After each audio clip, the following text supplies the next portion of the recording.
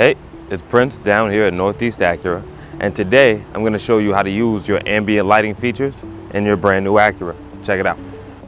So we'll start here on the home screen, swipe once to the left, we're going to select ambient lighting. Now the ambient lighting is synced to your dynamic mode, so as you change your gears in dynamic mode here,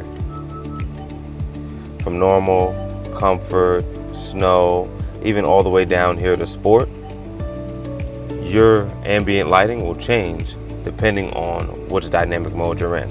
You also have the option to change it to any of Acura's 27 preset racetrack colors, inspired by famous racetracks all around the world.